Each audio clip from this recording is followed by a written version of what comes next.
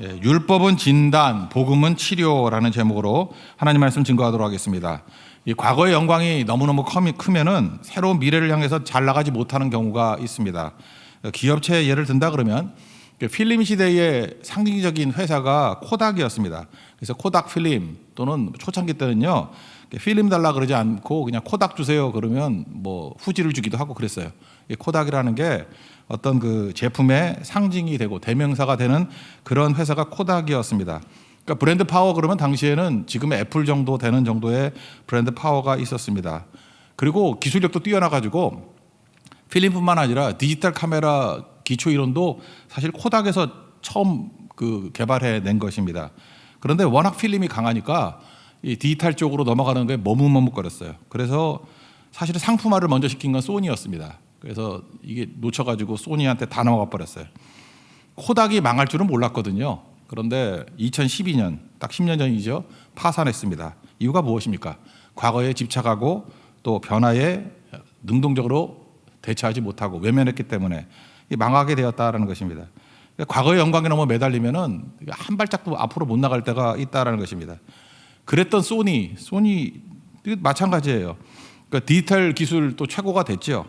우리 한 15년, 20년 전만 해도 일본 뭐 가면은요, 그 디지털 카메라 사오고 그랬습니다. 뭐 이렇게 밥솥 사오는 사람도 있었고 그랬는데 지금 뭐 아무것도 사는 사람 없었죠. 한국에서 삼성에서 이제 디지털 카메라 따라가겠다고 캐녹스라 그래가지고 저도 몇 대 샀는 적이 있는데 하여튼 삼성에서도 카메라를 만들었어요. 그래서 기술력은 거의 따라갔는데 브랜드 파워에서 떨어져가지고 아무리 해도 안 되는 거예요. 일본 5대 기업, 그 다음에 삼성 정도 뭐 이렇게 덤으로 주는 제품 같이 도저히 안 되었다고요. 삼성이 참 생각을 잘했죠. 기술력은 뛰어난데 브랜드 파워에서 안 된다. 그래서 그냥 없어버렸어요. 저는 삼성 카메라 없어져가지고 저거 왜 저러나 그랬더니 그 모든 사업부를 휴대폰 사업부로 다 집어넣어버린 거예요. 그래서 이제 디지털 카메라 안 한다. 휴대폰 안에 디지털 카메라만큼의 성능을 집어넣겠다. 그래서 지금 이렇게 된 거예요. 여러분 삼성 카메라 들고 다니는 사람 없잖아요. 휴대폰에 다 되죠. 지금도 제가 들리는 휴대폰 이거 웬만한 뭐 옛날 디지털 카메라보다 훨씬 나은 그런 화상을 보이고 있습니다. 그래서 결국은 소니가 뭐 휴대폰 쪽에 머뭇거리다가 망한 거죠. 그 정도면 그죠? 다 무너지게 되었다는 것입니다. 거기 또 이유가 뭐예요? 과거 영광에 집착이 있기 때문에.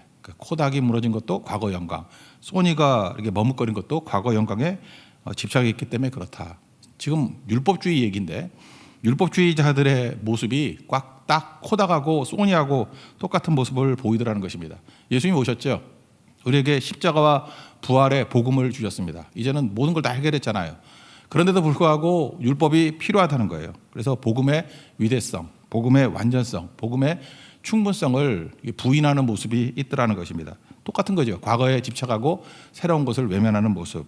오늘 그 얘기를 다루고 있습니다. 세 가지인데 율법과 복음의 차이점, 그리고 두 번째는 몰라서 망한다, 그리고 세 번째는 치료뿐만 아니라 더 큰 영광이 있다. 이런 접근의 방식이 있다라는 것입니다. 먼저 차례대로 살피겠습니다. 첫 번째는 복음과 율법의 차이점인데 율법의 역할은 진단이라는 것입니다. 반면에 복음은 치료하는 것이다. 그 7절에 보니까 돌에 써서 새긴 죽게 하는 율법 그랬죠. 이거 설명이 이런 거예요. 율법을 무시하자, 율법을 폄훼하자 그런 게 아니고 율법의 기능은 진단 기능이라는 거예요. 지금 요즘에 뭐 코로나 시대이기 때문에 진단 키트 이런 거 있잖아요. 뭐 한 줄 뜨면은 음성, 두 줄 뜨면 양성. 그렇게 진단하는 게 율법이다 그런 거라는 거예요. 그러니까 로마서 6장 23절 보니까 죄의 싹은 사망이다. 진단이죠. 죄로 인해서 죽는다. 또 야고보서 1장 15절 보니까 욕심이 잉태하여 죄를 낳고 죄가 장성하여 사망을 낳느니라. 이게 뭐예요? 진단이죠. 진단이 무슨 힘이 있습니까? 진단으로 끝나는 거지. 로마서 3장 20절에서는 그렇게 얘기를 해요. 그러므로 율법의 행위로 그의 앞에 의롭다 하심을 얻을 육체가 없다. 그러면서 율법의 기능이 뭐냐? 죄를 깨달음이니라. 내가 양성인지 깨닫게 만드는 거, 내가 죽는다는 것을 깨닫게 만드는 거, 그게 율법의 기능이라는 것입니다. 그래서 해결하는 게 아니고 치료하는 게 아니다. 이건 진단일 뿐이다. 그런 거죠. 진단일 뿐이다. 그러니까 진짜 중요한 건 뭐예요? 진단 플러스 치료가 있어야죠. 치료제. 지금도 뭐 이렇게 진단 키트 있으면 뭐 할 겁니까? 지금 코로나도 문제가 되는 게 치료약이 나와야 되는 거 아니에요? 그 람데시비르 그거 갖고 치료되나? 요즘에는 뭐 팍스로비드 그 치료가 되나요? 뭐 완전하게 치료가 된다 그러면 뭐 검사할 거 하나도 없잖아요. 그냥 걸려도 먹으면 다 난다 그러는데 이거 확실한 것 같지 않지 아직도. 예, 그러니까 문제가 되는 거죠. 진단 플러스 치료가 반드시 있어야 된다라는 것입니다. 진단이 아니라 치료제가 나올 때 비로소 그걸 이겨냈다 그렇게 얘기할 수 있는 거 아니에요. 복음은 치료제라는 거예요. 옛날에 의학 발전 단계 가운데 그런 게 있습니다. 관습적으로 알게 된 게 있어요. 의사보다도 이렇게 일상생활에서도 아는 게 많아요. 그래서 잠깐만 떠들고 다녀야 돼요. 뭐 이렇게 교과가 있으면은 잠깐만 얘기를 해줘야 돼요. 그러면은 거기서 인사이트를 얻어가지고 연결이 될 때가 있다고. 마부들 있죠. 마국간에 있는 말들이 상처를 많이 입잖아요. 뭐 전쟁을 안 한다 할지라도 이렇게 타고 다니다가 이렇게 상처 입을 때가 많이 있지 않습니까? 근데 이상한 일이 벌어졌어요. 말이 상처를 입었는데 이렇게 안장이라 그러죠. 안장에 곰팡이가 낀 안장을 이렇게 올려놓은 말들은 치료가 빠르다는 것을 알게 됐어요. 그러니까 마부들이 교관을 하는데 왠지는 모르죠. 그래서 자기들 가운데 그렇게 쭉 퍼져 다니다가 심한 상처가 있으면 곰팡이 낀 안장을 올려놔라. 그러면 낫는다. 뭐 이런 게 있었대요. 이걸 좀 의사들이 알았으면 빨리빨리 개발을 할 건데. 그 똑같은 원리가 있었죠. 플레밍이라고. 그죠? 이 사람은 되게 어수선한 사람이에요. 이렇게 정신이 없는 의사였는데 여름철에 휴가를 가려고 그러는데 연구를 했던 게 포도상 구균 배양하는 연구를 했답니다. 근데 그걸 갖다가 배양기에 집어넣어야 되는데 놀러 가기 바빠가지고 그냥 바깥에 탁자 위에다가 두고 가버렸대요. 근데 그 아래층에서 뭘 연구를 해요? 알레르기 백신 연구하는 팀이 있었대요. 거기서 푸른 곰팡이균이 이렇게 날라와가지고 그 위에 올라갔다는 거죠. 휴가 한참 갔다 오고 난 다음에 와서 봤더니 이 포도상구균이 이상하게 그 곰팡이 있는 부분에서는 싹 죽어 있더라는 거예요. 아, 이게 뭐가 있구나. 곰팡이가 균을 죽이는구나. 이걸 깨닫게 된 거죠. 그래서 페니실린 개발한 거 아닙니까? 이 페니실린은 사실은 부작용도 많지만 어찌 보면은 치료제로서 이 감염되는 거, 이 세균을 죽일 수 있는 치료제로서 첫 번째죠. 혁신적인 거 아니에요? 지금 뭐 좋은 것도 엄청나게 많이 나왔지만, 그죠? 이런 치료제가 나와야 이기는 거죠. 2차 대전 때 사실 페니실린이 죽어가는 사람 뭐 엄청 살렸다 그러지 않습니까? 물론 부작용도 있지만 살린 사람이 더 많죠. 그런 일들이 벌어지게 됐다는 거예요. 그러니까 굳이 말한다 그러면 복음은 페니실린 같이 치료제라는 거예요. 율법이 진단이라 그러면 복음은 치료다. 우리 죄에 대해서 치료하는 거죠. 기독교만 죄에 대해서 마음껏 말하잖아요. 이유가 뭐예요? 치료할 수 있기 때문에, 죄 해결할 수 있기 때문에, 예수님의 보혈의 피로 인해서 죄 문제가 해결되기 때문에, 죽음의 문제에 대해서 우린 자신 있게 얘기하죠. 이유가 뭐예요? 죽음이 끝이 아니기 때문에, 영생이 있기 때문에, 그죠? 예수 믿으면 그죠? 눈 떠서 이 세상에만 예배드리고 눈 떠서 예수님의 천국에 온 거기 때문에 그 의로움이잖아요. 의로움. 그것을 주는 치료제가 있기 때문에 우리는 자신 있게 얘기할 수 있게 된다는 것입니다. 그래서 오늘 본문의 얘기가 그거예요. 믿게 하는 사역. 이게 구원 사역이거든요. 그걸 의의 직분 또는 영의 직분, 성령의 직분 이렇게 얘기를 합니다. 이게 복음이라는 거예요. 이것은 우리를 살리는 힘이 있다. 뭐 이게 율법과 복음의 차이점 그런 겁니다. 더 설명 안 해도 되겠죠. 7절, 8절 읽겠습니다. 시작.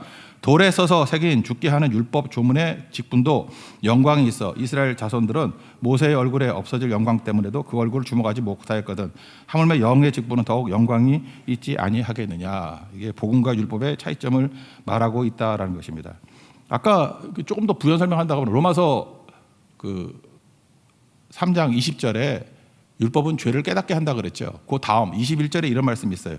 율법에 한 의가 나타났다. 율법과 선지자들에게 증거를 받은 것이다. 그게 바로 뭐냐 하면 예수 그리스도를 믿음으로 말미암아 모든 믿는 자들에게 임하는 하나님의 의다. 그러니까 치료제가 발견됐다라는 거예요. 그러니까 율법의 진단이라 그러면 예수님이 치료자가 되어서 한 의로서 우리를 건져 주신다. 그리스도 예수 안에 있는 속량으로 말미암아 하나님의 은혜로 값없이 의롭다 하심을 얻게 되었다. 구원받게 되었다. 그러니까 예수님의 복음이 이게 치료제다. 이거 영광스러운 거 아니냐? 이거를 우리에게 강조하고 있습니다. 그러므로 뭐 이건 어떻게 보면 찬송이나 마찬가지예요. 9절부터 11절까지. 너무 어렵게 생각하지 말고 야, 진단 키트 없을 때 답답했잖아요. 내가 뭐 음성인지 양성인지도 모르고 뭔지도 모르고 그럴 때 진단 키트가 이렇게 나오면은 기쁘잖아요. 그래서 진단 키트의 영광도 있죠. 야, 이거 대단한 물건이네. 뭐 이런 거. 그렇지만 더 큰 영광은 뭐예요? 치료제의 영광이죠. 그러니까 율법은 우리가 죄가 어떤 건지를 보여주는 진단이라 그러면 그것도 영광스럽죠. 근데 치료제의 영광이 야, 진단의 영광하고 비교할 수 있겠느냐 그런 거죠. 말도 안 된다. 그래서 그 영광이 더 크다. 그런 걸 설명하고 있습니다. 그런 식으로 본다 그러면 뭐 어렵지 않겠네요. 9절부터 11절까지 그 내용입니다. 읽겠습니다. 시작. 정죄의 직분도 영광이 있은즉 의의 직분은 영광이 더욱 넘치리라. 영광되었던 것이 더 큰 영광으로 말미암아 이에 영광될 것이 없으나 없어질 것도 영광으로 말미암았은즉 길이 있을 것은 더욱 영광 가운데 있느니라. 뭐 말이 빌빌 꼬여서 그렇지 그 얘기입니다. 그러니까 복음의 영광이 훨씬 더 큰 것이다. 두 번째 파트인데 몰라서 망한다라는 것입니다. 그래 지금까지 얘기 뭐 이걸로 끝나면 얼마나 좋겠어요. 근데 치료제가 나왔다라는 것을 알면은 치료제 그 치료하면 낫잖아요. 근데 이거 속이는 경우가 있죠. 이걸 모르고 죽을 수 있죠. 백날 있어도 뭐 약이 있는데 약 안 먹으면 죽잖아요. 그죠? 치료 못 받으면 죽는 거 아니겠어요? 로이드 존스 목사님이 그런 얘기를 했어요. 인간사의 대부분의 문제는 몰라서 생기는 문제라고. 말씀을 깨닫지 못해서 몰라서 생기는 문제라고. 지금도 많은 사람들이 예수님 때문에 구원받을 수 있다는 거, 이 치료제가 나왔는데 몰라서 지옥 가잖아요. 안 그렇습니까? 다 몰라서 지옥 가잖아요. 몰라서 망한다는 거예요. 몰라서. 그래서 치료제 있다 이게 중요한 게 아니라 알아야 된다는 거죠.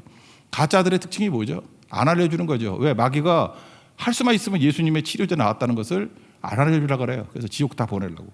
그 마귀 계책이죠. 남북전쟁이 있을 때 미국에서 노예제도가 폐기되지 않았습니까? 근데 실제예요. 남부에 고립되어 있는 그런 농장 같은 데서는요, 노예 해방됐다는 것을 안 알려줬대요. 거의 뭐 40년, 50년 동안. 그러니까 폐쇄돼가지고 나쁜 놈들이죠. 그러니까 그때마다 노예가 해방됐다는 걸 알려주는 전도자들이 있었대잖아요. 막 숨어 들어가가지고 야 노예제도 없어졌어. 해방된 거야. 저 니네 나쁜 놈들이야. 그래서 해방시키는 그런 것들 뭐 영화도 나오고 그러잖아요. 숨겨져 있는 일이 있다라는 것입니다. 그러니까 우리가 할 일이 뭐죠?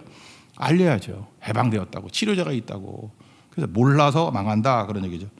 호세아서 6장 3절 같은 데 보니까 힘써 여호와를 알자 그러죠. 여호와를 알자. 몰라서 망한다는 거죠. 그러니까 알면은 구원받을 수 있다. 그러니까 알게 만드는 게 뭡니까? 그게 전도 아니에요. 전도에 미련한 것. 우리 고성교회 가서도 자꾸 알려야죠. 치료제가 있다는 거. 죄 문제 해결할 수 있고 죽음의 문제를 해결할 수 있는 치료제가 나왔다. 예수님이다. 복음이다. 그거 알려야 된다라는 것입니다. 그래서 요한복음 17장 3절을 보니까 대제사장의 기도죠. 알리라는 거죠. 영생은 구원이죠. 유일하신 참 하나님과 그가 보내신 예수 그리스도를 아는 것이라고. 그러니까 몰라서 망한다는 거 아니에요. 영생을 알리라는 거예요. 영생의 길이 있다는 것을 알려라. 몰라서 망한다. 뻔히 약도 있고 치료제 다 있는데 죽는 거 보면 답답하지 않니? 알리라. 그런 거죠. 알리라. 그러면 과거에 진단만 있을 때 왜 안 알렸죠? 이유가 뭐냐? 두려워서 안 알렸다는 거예요. 모세 율법의 특징이 뭡니까? 죄의 삭스는 사망이다. 이거 아는 거 아니에요? 그러니까 율법은 내 모습을 적나라하게 보여주는 것도 있지만 두려움이 있는 거죠. 두려움이. 이게 되게 두려운 거 아니에요? 그러니까 막 난리치는 거죠. 제가 지금 목이 좀 안 좋아가지고 아침마다 어떤 집사님께서 이렇게 매실에 이게 지금 매실을 이렇게 진한 걸 갖다 이렇게 물을 타가지고 그렇게 갖다 주는 게 있습니다. 근데 오늘 늦잠을 잤는가 봐요. 좀 늦게 들어왔어요. 그랬더니 자꾸만 이렇게 얼굴을 가리면서 손만 주고 이것만 주고 가요. 그리고 이거 왜 미쳤나 저거 왜 저러나 그랬죠. 하더니 제 얼굴이 쌩얼이에요. 누가 얼굴 쳐다본대? 나는 얼굴엔 관심이 없어요. 지금 매실이 관심이 있는 거지. 막 이렇게 가리면서 주고 가는데 거의 나병 환자가 나타난 것 같이 막 이러고 나타나더라고. 사실 볼 마음도 없었고 보지도 못했어요. 어떤 얼굴인지. 제가 그때 느낀 게 뭐냐면 야 쌩얼도 이렇게 두렵구나. 그죠? 쌩얼을 두려워하는 여자들 참 인간이 다 그래요. 인간이. 그러니까 율법 안에서 우리가 수건을 했다. 이게 두렵다는 게 뭐예요? 죽는다는 거예요. 이게 빛이거든. 율법의 빛이 비춰지면 이게 두려움이 있는 거죠. 여러분 그 병원에 안 가는 분들 있죠. 진단 안 받는 분들. 이유가 뭐냐 하면은 병 발견할까 봐. 인간은 그런 두려움이 있어요. 그죠? 치료된다는 확신이 없으면은 모르고 지내는 게 낫지. 그거 알아서 뭐해? 뭐 이런 거죠. 그래서 과거에 이렇게 암 환자들 가족들이 안 가르쳐 줬어요. 암이다 그러면 죽음이니까. 암이다 그 말 못했다고. 그래서 결국 죽기 직전에 뭐 한 2, 3일 전에 알려줘가지고 회개할 기회, 정리할 기회도 안 주고 돌아가시게 만드는 불효자들이 되게 많았는데, 그죠? 알려줘야죠. 지금은 또 뭐 해결될 수 있는 길들이 여러 가지 있잖아요. 없다 할지라도 본인이 알아야지 왜 그걸 숨겨. 그 악한 사람들이지. 그죠? 알려야 된다는 거 알려야지. 근데 이걸 알리지 않는 이유가 뭐냐? 답이 없으면은 치료제가 없으면은 알아서 뭐 할 거예요? 알아서. 진단만 잘하면 뭐 할 거냐? 율법. 그래서 율법은요. 율법을 진실하게 증거하다 보면 답이 없잖아요. 그러니까 가짜 답을 만들어내는 거야. 그 율법주의 하는 일이 뭐죠? 이런 거 하면 구원받아. 이런 거 안 하면 구원받아. 안식일 지키면 되는데 이렇게 지켜야 돼. 세부상을 막 만들어 놓은 거예요. 그게 정답이에요? 그걸 성경에서 뭐라 그래요? 장로의 전통이라고 그러잖아요. 트래디션. 이거 답이 아니에요. 근데 그런 거 갖고 사람들 속이는 거지. 그렇게 하면 된다라고 하는 거. 약장수지 뭐 약장수. 이렇게 하면 안 된다라는 것입니다. 그러니까 모세가 나타났을 때 그 영광 수건으로 가린 거죠. 두려워서. 우리가 그러고 있다라는 거예요. 잠깐 이렇게 복음을 가린다는 거예요. 두려워서. 또 마귀가 우리를 넘어뜨리기 위해서. 그러니까 그러면 안 된다는 거죠. 알려야 된다는 거죠. 치료제를 멀리 알려야 된다. 병도 자랑해야 되고 복음도 자랑해야 된다. 뭐 그 정도 하면 되겠네요. 우리 13절 14절이 그 내용입니다. 시작. 우리는 모세가 이스라엘 자손들에게 장차 없어질 것들의 결국을 주목하지 못하게 하려고 수건을 그 얼굴에 쓴 것 같이 아니하노라. 그러나 그들의 마음이 완고하여 오늘까지도 구약을 읽을 때 그 수건이 벗겨지지 아니하고 있으니 그 수건은 그리스도 안에서 없어질 것이라. 15절. 오늘까지 모세의 글을 읽을 때 그 수건이 그 마음을 덮어도다. 그러니까 할 일이 뭐죠? 몰라서만 하니까 알려야 된다는 거예요. 전도에 미련한 거 자꾸 알려야 된다는 거예요. 고린도전서 1장 21절. 자꾸 전하는, 전도하는 그게 우리의 사명이다. 그걸 말해주고 있습니다. 그리고 세 번째 단계는 뭐냐? 예수님은 치료제일 뿐만 아니라 예수님께 가까이 가면은 수건 벗고 예수님께 가까이 가면은 오히려 영광이 임하게 된다. 그런 뜻이라는 것입니다. 그러니까 우리가 가까이 못 갔던 이유가 뭐예요? 두려워서. 그리고 구약에 보세요. 하나님의 임재가 두렵죠. 그래서 하나님의 임재 없게 해주세요 그러잖아요. 하나님 만나면 죽기 때문에. 그래서 하나님의 임재가 있는 곳이 지성소인데 지성소에도 이렇게 휘장이 가려져 있었죠. 1년에 한 번 대속죄일 그래가지고 대제사장이 한 번 들어갔어요. 대제사장이 죄를 지면은 거기서 죽었어요. 그래서 이렇게 방울 달고 들어가잖아. 끌어내려고 들어가면 다 죽으니까. 그러니까 하나님의 임재가 기쁨이 아니라 죽음이었다고요. 그러니까 두렵죠. 두려워서 못 갔는데 이제 예수님으로 말미암아 그 두려움이 사라지게 된 거죠. 그 이유가 뭡니까? 휘장이 찢어졌다. 그 휘장이 위로부터 아래로 찢어졌다. 휘장 여러분 그 천이 그 7겹이거든. 여러분 7겹인 천 찢으면 찢어져요? 안 찢어진다고. 근데 잘 찢어지지도 않는데 그게 밑에서부터 찢었다 그러면 인간이 찢었겠지만 위로부터 찢어졌다. 옛날에 뭐 비행기도 없잖아. 위에부터 어떻게 찢어져요? 하나님이 찢으셨다 그런 뜻이죠. 그래서 휘장이 갈라졌다. 이건 뭐예요? 이제 두려움 없이 하나님 앞에 담대히 나갈 수 있다. 이유가 뭐예요? 예수님 때문에. 그러니까 복음은 두려움이 아니라 치료제이기 때문에 영광이기 때문에 하나님 앞에 나갈 수 있는 길을 예수님이 열어주셨다. 그 영광이라는 거예요. 그 영광. 영광이 두려움이 아니라 영광으로 변화가 되는 존재가 되었다. 히브리서 10장 19절에 그런 말씀이 나오죠. 형제들아 우리가 예수의 피로 힘입어 성소에 들어갈 담력을 얻었다. 거기는 우리를 위하여 휘장 가운데 열어놓으신 새로운 살 길이요. 휘장은 곧 그의 육체니라. 그러니까 치료 정도가 아니라 이제 예수님께 직접 나아갈 수 있는 영광스러운 길이 열리게 되었다. 그런 거예요. 저는 이런 것들을 보니까 그래요. 두려움이 어떤 사람에게는 기쁨이 될 수도 있다. 제가 초등학교 다닐 때 우리 교장 선생님이 계셨는데 그 딸이 있었어요. 그 장치성을 가진 딸이 있었는데 저하고 동갑이었어요. 그 학생들이 다 좋아하는, 뭐 저는 안 좋아했지만 하여튼 우리 학생들이 남자들이 되게 좋아하는 그 교장 선생님이 딸이라서 좋아했던 것 같아. 근데 애들은 또 예쁘다 그러더라고. 절대 예쁘진 않았는데 하여튼간에 그런 교장 선생님이 딸이 있었어요. 딸이 있었고 되게 인기도 좋았고 뭐 그랬던 애가 있었는데 교장 선생님이 엄청 무서웠거든요. 선생님은 무서운데 그 딸이 가면은 진짜 아빠 얼굴 하면서 막 좋아서 미치는 거야. 그러니까 우리는 두 가지로 충격을 받았어요. 저렇게 무서운 선생님이 자기 딸 앞에서는 저렇게 또 자상한 아빠가 돼버리고 저렇게 좋아하고 그러는구나. 그래서 자녀의 힘이 뭔지 저는 지금도 그 자녀인 그러면 그 교장 선생님과 그 딸 생각이 나요. 저렇게 무서운 분도 딸 앞에서는 인자한 아빠구나. 하나님이 무서웠잖아요. 그런데 예수님으로 말미암아 우리가 하나님의 자녀가 됐잖아. 아버지라고 부를 수 있게 되지 않았습니까? 우리가 두려움이 아니죠. 얼마든지 나갈 수 있다라는 것입니다. 그래서 치료 정도가 아니에요. 우리가 모르는 의사 만나면 좀 약간 좀 사막사막하잖아. 근데 그분이 내 사랑하는 사람이고 또 우리 가족이고 뭐 그렇다 그러면 뭐가 두렵겠어요. 힘이 되고 도움이 되는 거지. 치료자 대신 하나님께서 우리의 아버지 되신다는 거예요. 그게 영광이죠. 영광으로 나아가게 된다. 그래서 하나님과 이게 접촉을 많이 하면요, 하나님의 임재가 있는 곳이 영광스러운 땅으로 변화가 돼요. 우리는 치료에서 머무르는 게 아니라고 이 땅에서 우리는 치료받았다, 구원받았다로 끝나는 게 아니라 영광스러운 존재로 살아가야 된다 그런 얘기예요. 어떻게 하면 영광스러운 존재가 되냐? 주의 영이 우리에게 함께 계시잖아요. 그럼 하나님의 영광이 임하게 돼요. 우리 안에 영광이 임하게 된다고. 그래서 우리 창세기 얘기했잖아요. 그 28장에 보면 루스라는 길이 아니다라고는 허접한 땅이 하나님의 임재가 있으니까 베델 하나님의 집이 되고 35장에 다시 돌아왔더니만 엘 베델, 그죠? 베델의 하나님이라고 하는 더 영광스러운 장소로 변화가 된 거죠. 우리가 치료로 끝나는 게 아니라 영광으로 가야 된다는 거예요. 영광으로. 그래서 여러분들은 1차적으로는 치료하는 일을 하셔야 돼요. 근데 2차적으로는 뭐냐면 하나님의 영광을 보여주는 사역이 돼야 된다는 거예요. 영광에서 영광으로. 영광은 더 큰 영광으로 이끌어간다. 최고의 영광은 예배겠죠. 이번 고성령에 가서도 많은 영혼들을 구원시키고 하나님 앞에서 치료제가 있다는 것을 알려주고 그 다음에 영광을 보게 만들어야 됩니다. 자녀의 영광, 하나님 백성들의 영광. 그러면 영광에서 영광으로 이르는 놀라운 일이 벌어지게 된다는 것입니다. 이제 수건이 필요 없어요. 악한 마귀가 수건 갖고 장난치는데 그게 아니고 두려운 하나님이 아니라 아버지로서의 하나님, 아버지로서의 하나님이 아니라 자녀의 영광, 아버지의 영광을 누리는 자녀로서의 영광을 누리는 거기까지 가야 된다. 이걸 우리에게 말해주고 있다라는 것입니다. 요즘에 언택트 시대라 그러잖아요. 전염병으로. 사람과 만나지 않는 게 좋은 거죠. 하나님과 만날 수 있는 자리 아니에요. 홀로 있을 때, 야곱이 홀로 있을 때 베델이 됐고 야곱이 홀로 있을 때 엘베델이 됐다는 거 잊지 마시고 우리도 하나님 앞에서 홀로 그 자리 하나님 임재를 통해서 영광의 자리로 만들 수 있는 베델과 엘베델의 자리로 만들 수 있는 우리 하나님의 거룩한 종 되기를 바랍니다. 마지막 이 구절 읽고 마치겠습니다. 17절, 18절 읽겠습니다. 시작. 주는 영이시니 주의 영이 계신 곳에는 자유가 있느니라.